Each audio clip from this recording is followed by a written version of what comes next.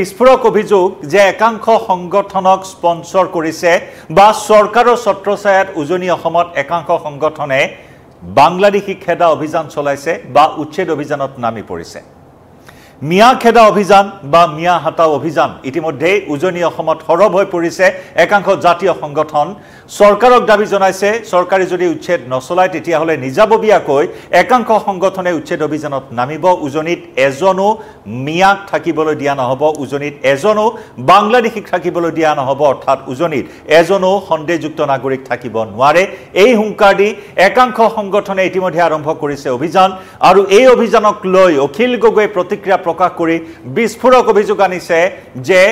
সরকারি পৃষ্ঠপোষকতাত একাংশ সংগঠনক স্পন্সর করা হয়েছে উজনি অসমত এই উচ্ছেদ অভিযানের নামত। নমস্কার প্রিয় দর্শক, মই জয়ন্ত মাধৱ গোস্বামী আপনাক স্বাগতম জানাইছো নিউজ 18 অসম নৰ্থ ইষ্টৰ ডিজিটেল লাইভলৈ। 3 আগষ্টৰ পৰা ইতিমধ্যে কুচকাৱাজ আৰম্ভ হৈছে। উজনি অসমৰ একাংশ জাতীয় সংগঠনে হুংকাৰ প্ৰদান কৰিছিল যে 3 আগষ্টৰ পৰা হাতে কামে লাগিব একাংশ সংগঠন। উজনি অসমৰ পৰা মিয়া খেদা অভিযান আৰম্ভ কৰিব, উজনি অসমৰ পৰা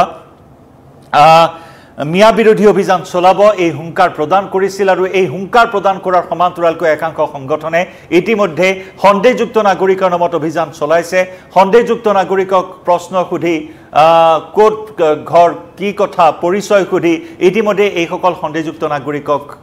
উজনি অসম ত্যাগ কৰিবলৈ ইতিমধ্যে সকিয়নি প্ৰদান কৰিছে। ৰাজপথত নামিছে শিৱসাগৰ, উজনি অসমৰ চুকে কোণে ইতিমধ্যে মিয়া বিৰোধী অভিযান আৰম্ভ কৰিছে একাংশ সংগঠনে। আৰু এই প্ৰসংগতে সৰব হৈ পৰিছে শিৱসাগৰৰ বিধায়ক অখিল গগৈ। কেৱল অখিল গগৈ নহয়, একাংশ সংগঠনেও এই কাৰ্য বা এই অভিযান সন্দৰ্ভত প্ৰতিক্ৰিয়া প্ৰকাশ কৰিছে। কিন্তু গুৰুতৰ অভিযোগ আনিছে শিৱসাগৰৰ বিধায়ক ৰাজ্য দলৰ সভাপতি অখিল গগৈয়ে যে চৰকাৰে স্পন্সৰ কৰিছে একাংশ সংগঠনক উজনি অসমত উচ্ছেদ অভিযানৰ নামত। উজনি অসমত হিন্দু আৰু মুছলমানৰ মাজত সাম্প্ৰদায়িক বিগ বাষ্প বিয়পোৱাৰ চেষ্টা চলোৱা হৈছে। চৰকাৰৰ ছত্ৰছায়াত এই কাণ্ড চলি অহাৰ অভিযোগ উত্থাপন কৰিছে অখিল গগৈয়ে। বিশেষকৈ শিৱসাগৰত সাম্প্ৰদায়িক বিগ বাষ্প বিয়পোৱাৰ চেষ্টা চলোৱাৰ কথা উল্লেখ কৰে অখিল গগৈয়ে। লগতে চেঙেলীয়া লৰাৰ কথা শুনি যাতে কোনেও হিন্দু মুছলমানৰ সংঘাতত জঁপিয়াই নপৰে তাৰ বাবে শিৱসাগৰ লগতে উজনি অসমৰ ৰাইজক আহ্বান জনাইছে অখিল গগৈ। পিছে কোন চেঙেলীয়া লৰাৰ কথা ইংগিত কৰিলে অখিল গগৈ? কাক চেঙেলীয়া লৰা বুলি ক'লে অখিল গগৈ? এয়া আৰু বুজিবলৈ হয়তো বাকী নাই। চেঙেলীয়া লৰাৰ কথা শুনি হিন্দু মুছলমানৰ সংঘাতত উজনি অসমত বা শিৱসাগৰত যাতে কোনেও জঁপিয়াই নপৰে তাৰ বাবেও আহ্বান জনালে অখিল গগৈয়ে। লগতে অখিল গগৈ উচ্ছেদৰ বিৰোধিতা কৰাৰ বাবেই শিৱসাগৰত সাম্প্ৰদায়িক সংঘৰ্ষ আনিবলৈ চেষ্টা কৰা বুলিও আন এক অভিযোগ আনিলে অখিল গগৈয়ে। কাৰণ উচ্ছেদৰ তীব্ৰ বিৰোধিতা কৰি আহিছে অখিল গগৈয়ে। আৰু উচ্ছেদৰ বিৰোধিতা কৰাৰ বাবেই শিৱসাগৰত সাম্প্ৰদায়িক বিগ বাষ্প বা সাম্প্ৰদায়িক সংঘৰ্ষ আনিবলৈ চেষ্টা কৰাৰ কথাও একাংশ সংগঠনক উদ্দেশ্যি অখিল গগৈয়ে এই বিস্ফোৰক অভিযোগ উত্থাপন কৰিলে। অখিল গগৈয়ে বহুকেইটা সংগঠনে চৰকাৰী পৃষ্ঠপোষকতাৰে সন্দেহযুক্ত নাগৰিকৰ বিৰুদ্ধে থিয় দিয়া বুলি মন্তব্য কৰিছে। আৰু অখিল গগৈৰ এই মন্তব্যত খৰ্গহস্ত হৈ পৰিছে শৃংখল চলিহা। বীৰ লাচিত সেনাৰ নেতা প্ৰশাসনিক সচিব শৃংখল চলিহা সৰব হৈ পৰিছে অখিল গগৈৰ এই মন্তব্যক লৈ। শৃংখল চলিহাই স্পষ্টকৈ জনাইছে যে আমি কোনো 2020 মেচ খেলা নাই। লগতে শিৱসাগৰত কোনো নাগৰিক সভাৰো প্ৰয়োজন নাই। যিকেইটা জাতীয় দল সংগঠনক আঙুলি টুৱাইছে সেইকেইটাক কাণত ধৰাই থলেই শান্তি সম্প্ৰীতি ঘূৰি আহিব বুলি শৃংখল চলিহাই মন্তব্য কৰিছে। পুনৰ জনাইছোঁ, শিৱসাগৰত কোনো নাগৰিক সভাৰ প্ৰয়োজন নাই। যিকেইটাই জাতীয় দল সংগঠনক আঙুলি টুৱাইছে, পুনৰ জনাইছোঁ, যি ব্যক্তি বিশেষে বা দল সংগঠন বিশেষে জাতীয় দল সংগঠনক আঙুলি টুৱাইছে সেইকেইটা কাণত ধৰাই থলেই শান্তি সম্প্ৰীতি ঘূৰি আহিব বুলি কয় শৃংখল চলিহাই। আৰু লগতে ৰাজনৈতিকভাৱেও ইয়াৰ প্ৰত্যুত্তৰ দিয়া হ'ব বুলিও অখিল গগৈক সকিয়নি দিলে শৃংখল চলিহাই। মুঠৰ ওপৰত এই বিষয়টোক লৈ উজনি অসমত মিয়া বিৰোধী অভিযানক লৈ বা উচ্ছেদৰ প্ৰসংগক লৈ এতিয়া বাকযুদ্ধ তুংগত উঠা পৰিলক্ষিত হৈছে অখিল গগৈ আৰু শৃংখল চলিহাৰ। অখিল গগৈয়ে কৈছে যে কোনো চেঙেলীয়া লৰাৰ কথা শুনি হিন্দু মুছলমানৰ সংঘাতত যাতে কোনেও জঁপিয়াই নপৰে তাৰ বাবে আহ্বান জনাইছে। আৰু ইয়াতে খৰ্গহস্ত হৈ পৰিছে শৃংখল চলিহা। শৃংখল চলিহাই কৈছে যে আমি কোনো 2020 মেচ খেলা নাই। যিকেইটাই জাতীয় দল সংগঠনক আঙুলি টোৱাইছে সেইকেইটা কাণত ধৰাই থলেই শান্তি সম্প্ৰীতি উভতি আহিব বুলি ক'লে শৃংখল চলিহাই বাকযুদ্ধ তুংগত কথাকটি এই মুহূৰ্তত তুংগত মুঠৰ ওপৰত উজনি অসমত এটাও সন্দেহযুক্ত নাগৰিক থাকিব নোৱাৰে এই হুংকাৰ এই পণ লৈছে একাংশ জাতীয় দল সংগঠনে আৰু ইতিমধ্যে আৰম্ভ কৰিছে নিজাববীয়াকৈ অভিযান কি মন্তব্য কৰিলে অখিল গগৈৰ অভিযোগ যে চৰকাৰে স্পন্সৰ কৰিছে একাংশ সংগঠনক উচ্ছেদৰ নামত উজনি অসমত আৰু তাৰ প্ৰত্যুত্তৰ দিলে শৃংখল চলিহাই আগবঢ়াইছো সেই ভাষ্য উচ্ছেদ কেৱল কৰিছে হিন্দু মুছলমানৰ মাজত সংঘাত লগাবলৈ আৰু কিছুমান সংগঠনক দায়িত্ব অৰ্পণ কৰি দিছে সংগঠনক পৃষ্ঠপোষকতা কৰিছে সংগঠনক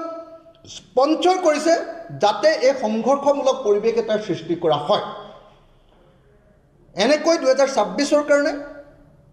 আমি দেখিবলৈ পাইছোঁ যে অসমৰ মানুহক এটা সংঘৰ্ষমূলক পৰিৱেশৰ কাৰণে লৈ যোৱা হৈছে হিন্দু মুছলমানৰ এটা সাম্প্ৰদায়িক বাতাবৰণ সৃষ্টি কৰা হৈছে আৰু অসমখনক এক ঠেক অত্যন্ত সংকীৰ্ণ অত্যন্ত সাম্প্ৰদায়িক অত্যন্ত সংঘৰ্ষমূলক অসমত পৰিণত কৰিব খোজা হৈছে গতিকে এনেকুৱা পৰিস্থিতিত মই অসমৰ প্ৰত্যেকজন সুনাগৰিকক প্ৰত্যেকজন বিবেচক নাগৰিকক যি নিজৰ মগজু খটুৱাই চিন্তা কৰিব পাৰে যে কেৱল চৰকাৰৰ কথা মতে নাচি নাথাকে প্ৰত্যেকজন নাগৰিকক এই মুহূৰ্তত বিষয়টো চৰ্চা কৰিবৰ কাৰণে চিন্তা কৰিবৰ কাৰণে আৰু অসমৰ যি ঐতিহ্য হিন্দু মুছলমানৰ একতা সকলো মানুহ মিলি থকা সম্প্ৰীতিৰ যি নিদৰ্শন সেই নিদৰ্শনক সুৰক্ষিত কৰিবৰ কাৰণে আগবাঢ়ি ওলাই আহিবৰ কাৰণে মই সকলোকে আহ্বান জনাইছোঁ শিৱসাগৰত 2020 ক্ৰিকেট মেচ খেলা নাই যে আমাক কোনোবাই জাৰ্চি স্পন্সাৰ কৰিব এইটো কথা মই স্পষ্টকৈ কৈ দিছোঁ আমাৰ বিধায়কগৰাকীক যদি অখিল গগৈ ডাঙৰীয়াই কৈছে যে কোনোবা দল সংগঠনক স্পন্সাৰ কৰিছে আপুনি মুখ্যমন্ত্ৰীক মুকলিকৈ প্ৰত্যাহ্বান জনাই আপুনি সোধক যে মুখ্যমন্ত্ৰীয়ে কোন দল সংগঠনক স্পন্সাৰ কৰিছে কিন্তু শিৱসাগৰ আমাৰ শিৱসাগৰত বহিৰাগত সন্দেহযুক্ত মানুহ খেদিমে আমি এইটো স্পষ্ট কথা যদি কোনোবা বিধায়কে সিহঁতৰ পক্ষত ইয়াত ওকালতি কৰে ৰাজনৈতিকভাৱে উফৰাই পেলোৱা হ'ব এটা কথা স্পষ্ট শিৱসাগৰত যিটো এতিয়া শান্তি সম্প্ৰীতিৰ কথা কোৱা হৈছে শান্তি সম্প্ৰীতিটো কোনে ভাঙিছে সেই কথাখিনি শিৱসাগৰ ৰাইজে চাই আছে এতিয়া আমিও দিম খিলঞ্জীয়াৰ ৰণসংকাৰ শিৱসাগৰৰ পৰা কাইলৈ ডেট ঠিক কৰা হ'ব যুঁজলতো আমিও সাজু শান্তি সম্প্ৰীতি কেৱল আমি বৰ্তাই নাৰাখোঁ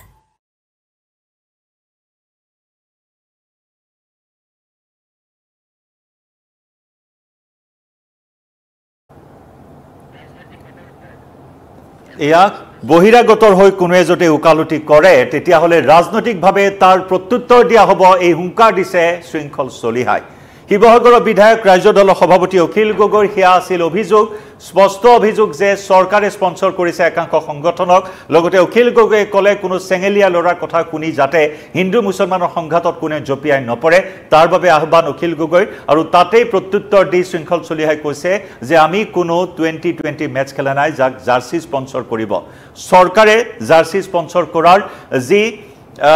উল্লেখ কৰিলে শৃংখল চলিহা আৰু তাৰ বাবে মুখ্যমন্ত্ৰী ডক্টৰ হিমন্ত বিশ্ব শৰ্মাকো চ্যালেঞ্জ কৰিবলৈ আহ্বান জনালে অখিল গগৈক গতিকে উজনিত মিয়া খেদা অভিযান বা মিয়া বিৰোধী অভিযান এই মুহূৰ্তত জাতীয় দল সংগঠনসমূহে নিজাববীয়াকৈ গ্ৰহণ কৰাৰ সিদ্ধান্তৰ কথা ঘোষণা কৰিছে আৰু তাতে আকৌ আন একাংশ সংগঠনে প্ৰতিক্ৰিয়া প্ৰকাশ কৰিছে যে বিশেষকৈ আহোম সেনা কৃষক মুক্তি সংগ্ৰাম সমিতিৰ বিষয়ববীয়াসকলে প্ৰতিক্ৰিয়া প্ৰকাশ কৰিছে যে বাংলাদেশিক প্ৰশ্ৰয় দিম বুলি দম্ভালি মৰা কাৰ্যক যিদৰে সমৰ্থন কৰিব নোৱাৰি ঠিক তেনেদৰে আইন হাতত তুলি সংঘাত বিচৰা কাৰ্যকো সমৰ্থন কৰিব নোৱাৰি বুলি প্ৰতিক্ৰিয়া প্ৰকাশ কৰিছে আহোম সেনা কৃষক মুক্তি সংগ্ৰাম সমিতিৰ বিষয়ববীয়াই লগতে সংগঠনৰ পৰিৱৰ্তে চৰকাৰে বেদখলকাৰীসকলক যিদৰে উচ্ছেদ চলাইছে সেইদৰে চৰকাৰে আৰক্ষী প্ৰশাসনে উজনি অসমত ব্যৱস্থা গ্ৰহণ কৰাৰো আহ্বান জনাইছে মুঠৰ ওপৰত এই বিষয়টোক লৈ এই মুহূৰ্তত ক্ৰিয়া প্ৰতিক্ৰিয়া তীব্ৰতা ৰূপত বৃদ্ধি পোৱা পৰিলক্ষিত হৈছে ইয়াৰ পূৰ্বেও বীৰ লাচিত সেনাই উজনি অসমত মিয়া বিৰোধী অভিযান চলাইছিল বহিৰাগতৰ দপদপনি বিশেষকৈ উৰিয়াম ঘাটত যেনেধৰণে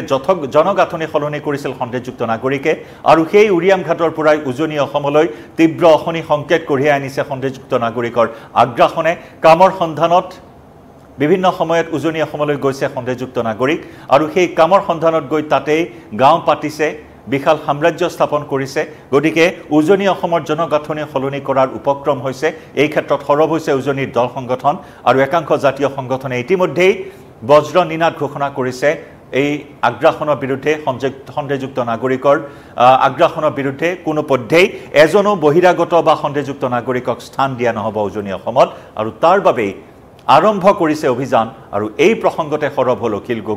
অখিল গগৈয়ে চেঙেলীয়া লৰা উদ্দেশ্যি এই মন্তব্য কৰিলে যে চেঙেলীয়া লৰাৰ কথা শুনি যাতে কোনেও হিন্দু মুছলমানৰ সংঘাতত জপিয়াই নপৰে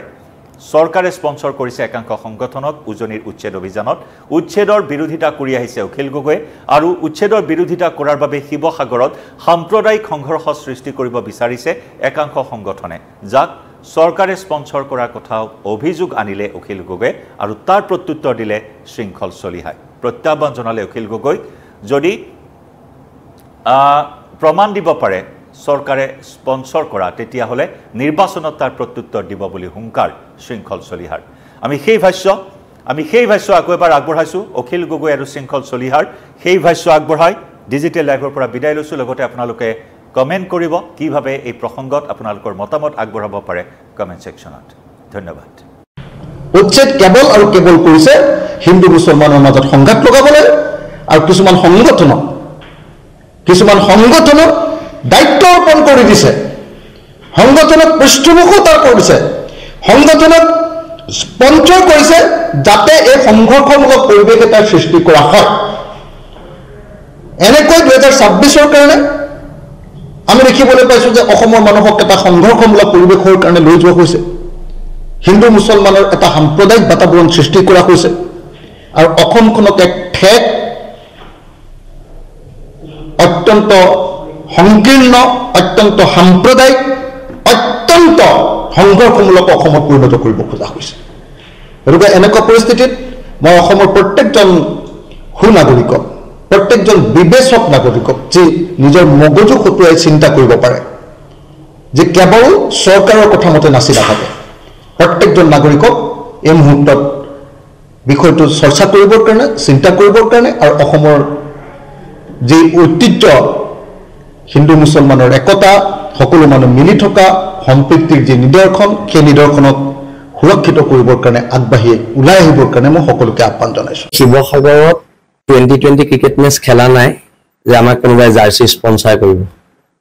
এইটো কথা মই স্পষ্টকৈ কৈ দিছো আমাৰ বিধায়ক গৰাকী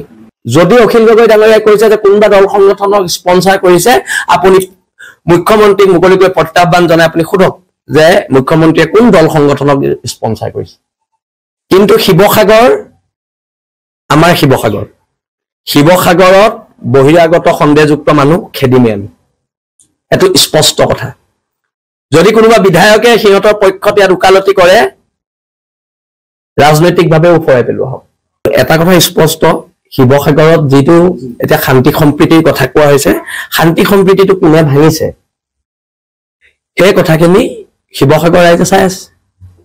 এটা আমিও দিম খিলঞ্জীয়াৰ ৰণসংকাৰ শিৱসাগৰৰ পৰা কাইলৈ ডেট ঠিক কৰা হ'ব যুঁজলতো আমিও খাজু শান্তি সম্প্ৰীতি কেৱল আমি বৰ্তাই নাৰাখো উচ্ছেদ কেৱল আৰু কেৱল কৰিছে হিন্দু মুছলমানৰ মাজত সংঘাত লগাবলৈ আৰু কিছুমান সংগঠনক দায়িত্ব অৰ্পণ কৰি দিছে সংগঠনক পৃষ্ঠপোষকতা কৰিছে সংগঠনক স্পন্সৰ কৰিছে যাতে এই সংঘৰ্ষমূলক পৰিৱেশ এটা সৃষ্টি কৰা হয় এনেকৈ 2026 কাৰণে আমি দেখিবলৈ পাইছো যে অসমৰ মানুহক এটা সংঘৰ্ষমূলক পৰিৱেশৰ কাৰণে লৈ যোৱা হৈছে হিন্দু মুছলমানৰ এটা সাম্প্ৰদায়িক বাতাবৰণ সৃষ্টি কৰা হৈছে আৰু অসমখনক এক ঠেক অত্যন্ত সংকীৰ্ণ অত্যন্ত সাম্প্ৰদায়িক অত্যন্ত সংঘৰ্ষমূলক অসমত পৰিণত কৰিব খোজা হৈছে গতিকে এনেকুৱা পৰিস্থিতিত মই অসমৰ প্ৰত্যেকজন সুনাগৰিকক প্ৰত্যেকজন বিবেচক নাগৰিকক যি নিজৰ মগজু খটুৱাই চিন্তা কৰিব পাৰে যে কেৱল চৰকাৰৰ কথা মতে নাচি নাথাকে প্ৰত্যেকজন নাগৰিকক এই মুহূৰ্তত বিষয়টো চৰ্চা কৰিবৰ কাৰণে চিন্তা কৰিবৰ কাৰণে আৰু অসমৰ যি ঐতিহ্য হিন্দু মুছলমানৰ একতা সকলো মানুহ মিলি থকা সম্প্ৰীতিৰ যি নিদৰ্শন সেই নিদৰ্শনক সুৰক্ষিত কৰিবৰ কাৰণে আগবাঢ়ি ওলাই আহিবৰ কাৰণে মই সকলোকে আহ্বান জনাইছোঁ। শিৱসাগৰত 2020 ক্ৰিকেট মেচ খেলা নাই যে আমাক কোনোবাই জাৰ্চি স্পন্সাৰ কৰিব। এইটো কথা মই স্পষ্টকৈ কৈ দিছোঁ আমাৰ বিধায়কগৰাকী। যদি অখিল গগৈ ডাঙৰীয়াই কৈছে যে কোনোবা দল সংগঠনক স্পন্সাৰ কৰিছে, আপুনি মুখ্যমন্ত্ৰীক মুকলিকৈ প্ৰত্যাহ্বান জনাই আপুনি সোধক যে মুখ্যমন্ত্ৰীয়ে কোন দল সংগঠনক স্পন্সাৰ কৰিছে। কিন্তু শিৱসাগৰ, আমাৰ শিৱসাগৰত বহিৰাগত সন্দেহযুক্ত মানুহ খেদিমেই আমি, এইটো স্পষ্ট কথা। যদি কোনোবা বিধায়কে সিহঁতৰ পক্ষত ইয়াত ওকালতি কৰে, ৰাজনৈতিকভাৱে ওফৰাই পেলোৱা হ'ব। এটা কথা স্পষ্ট, শিৱসাগৰত যিটো এতিয়া শান্তি সম্প্ৰীতিৰ কথা কোৱা হৈছে, শান্তি সম্প্ৰীতিটো কোনে ভাঙিছে সেই কথাখিনি শিৱসাগৰ ৰাইজে চাই আছে। এতিয়া আমিও দিম খিলঞ্জীয়াৰ ৰণসংকাৰ শিৱসাগৰৰ পৰা, কাইলৈ ডেট ঠিক কৰা হ'ব। যুঁজলতো আমিও সাজু।